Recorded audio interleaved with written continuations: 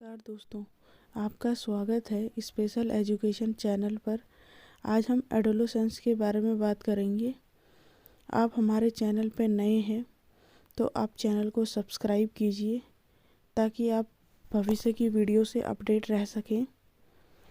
किशोरावस्था के बारे में हम आज बात करेंगे। किशोरावस्था किसे बोलते हैं, क्या है, इसके बारे में हम चर्चा करेंगे। तो जो एडोलेसेंस है उसे हम मोटे तौर पर अगर बांटे तो 3 भागों में पढ़ने के लिए हमने इसे बांटा है। पहला है अर्ली एडोलेसेंस। इसमें अगर सामान्यतः एज बोले तो ये 11 से 14 साल। मिडिल एडोलेसेंस इसमें है 15 से 17 साल। लेट एडोलेसेंस इसमें एज है 18 से 21 साल। इसको हमने हिंदी में भी लिखा है। अकॉर्डिंग टू WHO के अकॉर्डिंग इसमें 10 से 19 साल। 10 से 19 साल। अब हम इनको 1 बाय 1 पढ़ेंगे। सबसे पहले हम परिभाषाओं के बारे में बात करेंगे।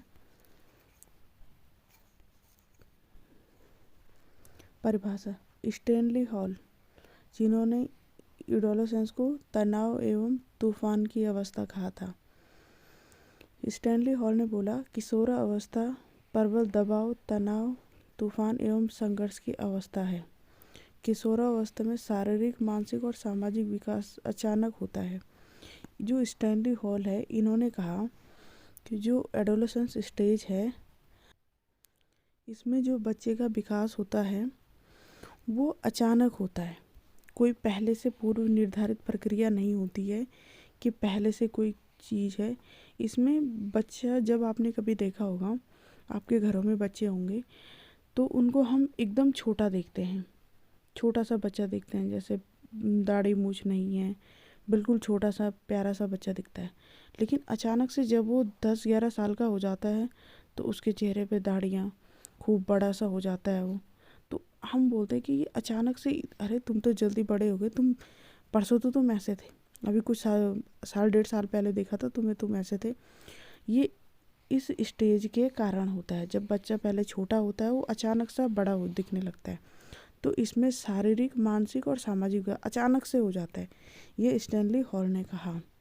फिर कहा रॉस ने बोला किशोरावस्था शैशवावस्था का पुनर्वर्तन काल है। जैसे बच्चा जब इन्फेंसी में होता है तो इन्फेंसी में भी बच्चा अपनी मर्जी की करता है। उसको अगर आप टॉयज़ देंगे, अगर आपने एक कलर का टॉयज़ दे दिया वो उसे नहीं लेगा। उसे कॉन्ट्रास्ट पैटर्न वाला जिसमें बहुत सारे कलर हों तो वो उसको लेगा। इसी तरह से बच्चे की बहुत सारी एक्टिविटीज़ होती हैं जो इसमें और इसमें, मीन्स जो इन्फेंसी में अलग होती है और इसमें अलग। तो इन्होंने बोला कि उसी का पुनर्वर्तन काल है। तीसरे हैं किलपैट्रिक ने कहा है किशोरावस्था जीवन का सबसे कठिन काल है या कठिन सीढ़ी, और वाकई में जो जीवन की जो नींव पड़ती है वो एडोलेसेंस पीरियड में ही पड़ती है। तो इन्होंने भी इसको बोला। फिर है, इसमें जो भी डेफिनेशन आएगी इसको आप लोगों को एज इट इज़ लिखना है। पेपर में आएगी, आपको एज इट इज़ आपको स्टेटमेंट दी रहेगी कि तनाव एवं तूफान की अवस्था किसने कहा था। आपको 4 दे देंगे, क्रो, हॉल और किलपैट्रिक और स्टैनली हॉल। तो इसमें आपको ये याद रखना है कि किसने क्या बोला है। नेक्स्ट है क्रो। किशोर ही वर्तमान की शक्ति व भावी शक्ति है जो आशा प्रदर्शित करती है। नेक्स्ट कहा हॉल ने, इन्होंने बोला किशोरावस्था एक नया जन्म है क्योंकि इसी में श्रेष्ठतर व उच्चतर मानवीय विशेषताओं के दर्शन होते। इसी एज में बच्चा सब कुछ सीखता है। तो अभी हम इसके बारे में आगे पढ़ेंगे। नेक्स्ट है पूर्व किशोरावस्था, अर्ली एडोलेसेंस। ये जो स्टेज होती है इसमें बोला गया बच्चे अक्सर अधिक तेज़ी से बढ़ने लगते हैं। वे शरीर में अन्य बदलावों को भी नोटिस करना शुरू कर देते हैं जिनमें बाहों के नीचे और जननांगों के पास बालों का बढ़ना, महिलाओं में स्तन का विकास और पुरुषों में अंडकोश का बढ़ना शामिल है। वे आमतौर पर लड़कों की तुलना में 1 या 2 साल पहले शुरू होते हैं। इनका कहने का मतलब है कि जो मेल है और फीमेल है इनकी जो डेवलपमेंट का रेशियो है, ये कह रहे 1 या 2 साल, मतलब फीमेल हो वो जल्दी डेवलप होती है, उसमें जो भी चेंजेस होंगे उसमें थोड़ा पहले होते हैं अकॉर्डिंग टू मेल। तो इसमें उनमें बाल आना, हमारे बाजू के नीचे वहाँ पे भी छोटे बाल आना शुरू हो जाते हैं। लड़कियों में स्तन का विकास शुरू हो जाता है। पुरुषों में अंडकोश, इनको टेस्टिस कहा जाता है, उनका बढ़ना शामिल हो जाता है। आमतौर पर लड़कियों की हम बात कर चुके हैं। नेक्स्ट है शरीर में होने वाले ये बदलाव कुछ लोगों में जिज्ञासा व चिंता पैदा कर सकते हैं। अपने शरीर में जब भी कुछ चेंजेस देखते हैं तो अगर बच्चों को सही गाइडेंस ना हो तो उनके लिए ये टेंशन हो सकता है। जैसे मेंस्ट्रुएशन साइकिल के बारे में ना बताया जाए बच्चों को और उनको अचानक से ये सब हो जाना शुरू होता है तो ये एक चिंता का विषय बन जाता है कि हमें क्या हो रहा है, और बहुतों के साथ होता भी है। तो ये शुरू से गाइडेंस हो जानी चाहिए। कुछ बच्चे इस समय अपनी लिंग पहचान पर भी सवाल उठा सकते हैं। ट्रांसजेंडर बच्चों के लिए कठिन समस्या हो सकती है।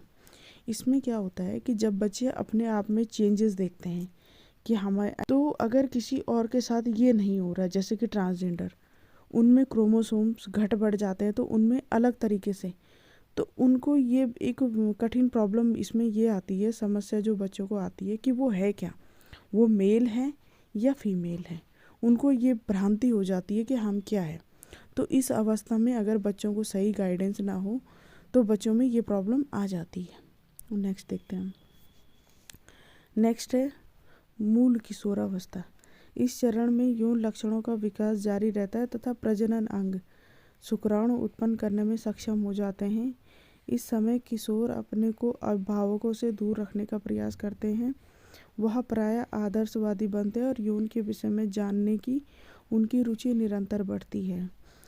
इसमें ये कह रहे हैं कि जो हमारे रिप्रोडक्टिव ऑर्गन होते हैं, रिप्रोडक्टिव ऑर्गन, इसमें मेल में टेस्टिस होते हैं जिनसे स्पर्म प्रोड्यूस होते हैं, फीमेल में होते हैं ओवरी, फैलोपियन ट्यूब और यूट्रस।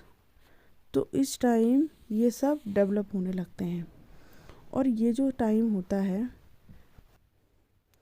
इसमें बच्चे अपने आप को अपने पेरेंट्स से दूर रखने का, आपने देखा होगा जब बच्चे थोड़ा बड़े होने लगते हैं तो वो अपना रूम अलग करने के लिए बोलते हैं कि हमें अलग रूम चाहिए, हमें नहीं रहना मम्मी पापा के साथ, या हमें दादा दादी के साथ नहीं रहना, हमें इनके साथ नहीं रहना है, तो हमें एक अलग से रूम चाहिए, सेपरेट रूम चाहिए। तो इस एज में बच्चे अपने सेपरेशन रूम की डिमांड करने लगते हैं। नेक्स्ट है किशोरावस्था के इस चरण में अप्रधान यौन लक्षण भली प्रकार से विकसित हो जाते हैं। यौन अंग प्रौढ़ कार्यकलाप में भी सक्षम हो जाते हैं। इट मीन्स कि जो हमारे रिप्रोडक्टिव ऑर्गन हैं जो अभी डेवलप हो रहे थे, टेस्टिस हो गया, स्पर्म बनने का प्रोसेस हो गया, ये अभी डेवलप हो रहे थे, लेकिन जब वो एडोलेसेंस की लास्ट स्टेज में जाते हैं तो यहाँ पे फुल्ली डेवलपमेंट हो जाते हैं। फीमेल में यूट्रस, फैलोपियन ट्यूब और ओवरी यहाँ पे फुल्ली डेवलप हो जाते हैं। तो ये अब प्रोड्यूस करने के लिए, मतलब प्रजनन करने में भी सक्षम हो जाते हैं। किशोर इस समय अपने जीवन के कई लक्ष्यों को समक्ष रखता है, हालांकि आर्थिक रूप से वह कई वर्षों तक पेरेंट्स पर निर्भर रहेगा। इस चरण में किशोर सही व गलत मूल्यों की पहचान करता है। ये जो अब स्टेज आ गई है 18 से 21 साल होता है या 18 से 24 साल होता है, जिस भी किसी की, क्योंकि व्यक्तिगत विभिन्नता का नियम जो है उसमें हर किसी की अपने आप को डेवलप करने की क्षमता अलग अलग होती है। कोई बच्चा अगर 6 महीने में उसके दांत आते हैं वो उसकी क्षमता है। कोई बच्चा 1 साल में चलना सीखता है, कोई 1.5 साल में चलना सीखता है। ये उसकी अपनी व्यक्तिगत विभिन्नता का नियम है। कोई बच्चा 2 साल में ही लैंग्वेज अच्छे से बोलने लगता है, कोई 3 साल तक भी तुतलाता है। यहाँ तक कि मेरी बेटी 3.5 साल की है, वो भी अभी तक उसका मुंह साफ नहीं हुआ। तो सब, और मेरी भतीजी है वो आई थिंक 1.5 साल या 2 साल में अच्छे से बोलने लगी थी। सबका अपना अपना व्यक्तिगत विभिन्नता का नियम है। तो इसमें भी यही है कि कौन किस एज में सही गलत मूल्यों की पहचान करेगा। नेक्स्ट है किशोरावस्था की मुख्य विशेषताएं। फिजिकल चेंजेस, शारीरिक विकास तेजी से होता है, जैसे कि वजन और ऊंचाई में वृद्धि। इस टाइम क्या होता है, जब बच्चा छोटा होता है तो वो बढ़ रहा होता है, या तो बच्चे का विकास, बच्चा लंबाई में बढ़ेगा, और अगर जब उसकी वृद्धि रुक जाती है तो फिर वो मोटा होना शुरू हो जाता है। तो यही एक एज होती है जब बच्चा, उसका वजन बढ़ने लगता है, जैसे लंबाई, ऊंचाई में वृद्धि, वजन में, स्तन विकसित होना।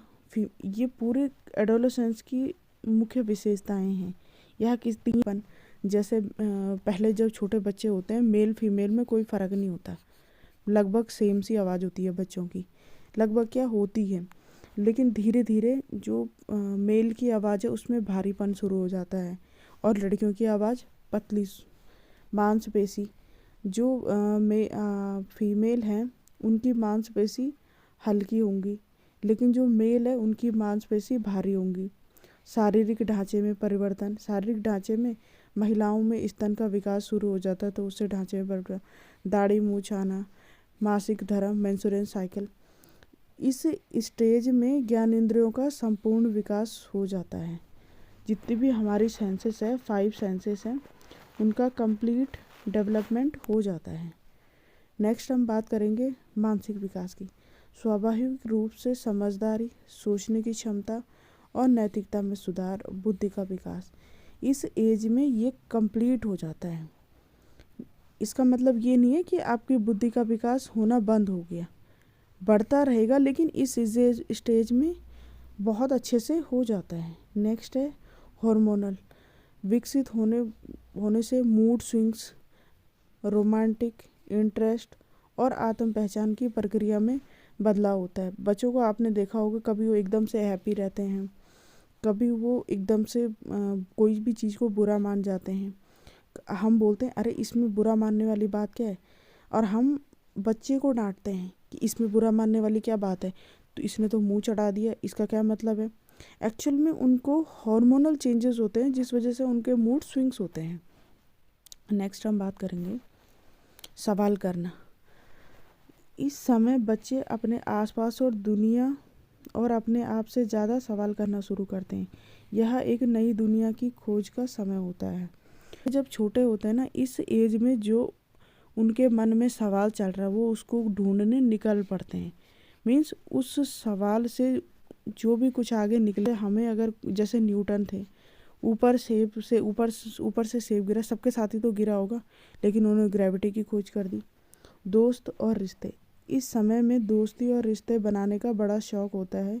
लोग अपने आसपास के लोगों से और ज़्यादा जुड़ने लगते हैं। इसमें बच्चे क्या, मोहल्ले में चले गए, गली में चले गए, कहीं दुकान में चले गए, इनके अनलिमिटेड दोस्त, और अपोजिट सेक्स के प्रति अट्रैक्शन शुरू हो जाता है इस एज में। दूसरा है आत्म पहचान। क्या है, व्यक्ति अपने आत्म पहचान की प्रक्रिया में होता है और अपने लक्ष्यों को स्पष्टता से पहचानता है। यदि अगर किसी बच्चे को सही गाइडेंस मिल जाए, उसको क्या करियर चुनाव करना है, तो उसके अपने लक्ष्य फिक्स होते हैं। लेकिन अगर उनको कोई तराशने वाला मिल जाए, जैसे कि अगर कोई बच्चा गेम में अच्छा है और उसको कोई गाइडेंस करने वाला मिल जाए कि तुम इस गेम में अच्छा कर सकते हो, उसको तो स्पष्ट है, उसके अपने लक्ष्य स्पष्ट है, क्योंकि वो उसको खेलता है, उसको पता है कि मैं ये खेलता हूँ, मैं अच्छे से कर सकता हूँ। लेकिन अगर कोई अगर गाइडेंस मिल जाए, जैसे टीचर हो या पेरेंट्स हो, उनको पता लग जाए हमारे बच्चे में उसी पे काम करना शुरू कर जाए, तो बच्चा बहुत अच्छा कर जाए।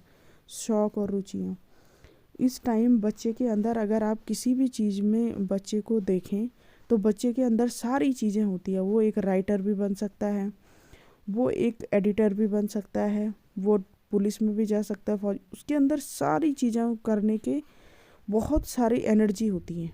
उस एनर्जी को सही दिशा में ले जाने का काम एक टीचर का होता है, पेरेंट्स का होता है, जो कि अब NEP में बोला गया है कि प्रत्येक स्कूल में एक गाइडेंस एंड काउंसलर होना चाहिए। तो इसका सबसे बड़ा रोल होगा। सोचने की क्षमता में नेक्स्ट है सोचने की क्षमता में सुधार। अब जो बच्चा सोचेगा जब वो एडोलेसेंस की एज में है तो वो बहुत अच्छे से बेहतरी से अपने अच्छे बुरे के बारे में सोच सकता है, लेकिन इसमें तब सोच पाएगा जब उसको गाइडेंस कंप्लीट इन्वायरमेंट बच्चे का, चाहे उसका फैमिली का हो, चाहे उसके स्कूल का हो, चाहे उसके कोचिंग का हो, वो इन्वायरमेंट हमेशा पॉजिटिव होना चाहिए। तो बच्चे की सोचने की समझने की क्षमता अपने आप डेवलप अच्छी होती जाएगी। नेक्स्ट है जो हमारे किशोर हैं, जो बच्चे हैं, उनमें गुस्से की वजह क्या क्या है। हम बात देखते हैं मोबाइल गेम्स का असर। आज जब से ये मोबाइल की क्रांति शुरू हुई है तब से बच्चे पुराने ज़माने के, अगर आपने अपने पेरेंट्स से सुना होगा तो कोई बोलता है कि हम मिट्टी में इस तरीके से खेलते हैं, हमारे पेरेंट्स हमें इस तरीके से करते थे, क्योंकि पेरेंट्स के पास भी उतना टाइम कहाँ होता था। बच्चे मोहल्ले के हो गए, गाँव के हो गए, गली के हो गए, सब आपस में खेलते रहते थे। कुछ ना कुछ मिलके 4 बच्चे इकट्ठे हो गए, उन्होंने खेलना शुरू कर दिया। लेकिन जब से ये मोबाइल फ़ोन आया तब से प्रत्येक घर में मोबाइल फ़ोन है। प्रत्येक घर में क्या, प्रत्येक पर्सन के पास मोबाइल फ़ोन, इवन बच्चों को तक ले लिया मोबाइल फ़ोन। तो वो कोई भी एक्टिविटी नहीं कर सकते। जब वो फिजिकल उनकी कोई एक्टिविटी नहीं हो रही है तो उनका ध्यान पूरा फोकस है मोबाइल पर। अब उनको अगर मोबाइल के बारे में कुछ बोल दिया, उनके गेम के बारे में कुछ बोल दिया तो सोसाइटल टेंडेंसी ऑलरेडी बढ़ गई है। तो उनमें एक तो गुस्से की वजह ये है। नेक्स्ट है इसमें माँ बाप का आपसी रिश्ता। आप अपने बच्चों के सामने खुद को कैसे प्रेजेंट करते हैं। अगर आप दोनों पेरेंट्स आपस में लड़ते रहते हैं तो इसका फ्रस्ट्रेशन, क्योंकि बच्चा, हमने शुरू से बात की है कि बच्चा जो भी सीखेगा अपने आसपास के एनवायरनमेंट से सीखेगा। बच्चा खुद सीख के नहीं आया है, वो बिल्कुल ब्लैंक था। उसने जब वो पैदा हुआ उसको कुछ नहीं आता जाता था, उसने आप ही के माहौल से सीखा है। उसने लैंग्वेज भी आप ही से सीखी है। जो लैंग्वेज, अगर आप सा को सा बोलते हो ये वाला इस तरीके से, तो वो भी यही बोलेगा। उसने आपसे सब कुछ सीखा है। तो आपको अपने बच्चे के सामने अच्छे से प्रेजेंट रहना है, दोनों को अपना रिश्ता बनाए रखना है जिससे कि बच्चे पे पॉजिटिव असर पड़े, ना कि नेगेटिव। नेक्स्ट है प्रॉन तक आसान पहुंच। प्रॉन किस एज में बच्चों को हार्मोनल चेंजेस होते हैं, तो इनका हार्मोनल चेंजेस का इस मूवी तक और इस मूवी का बच्चों पर डायरेक्ट और इनडायरेक्ट दोनों तरीके से प्रभाव पड़ता है। तो ये भी बच्चों में गुस्से की वजह है। नेक्स्ट हम देखेंगे लंबाई का बढ़ना।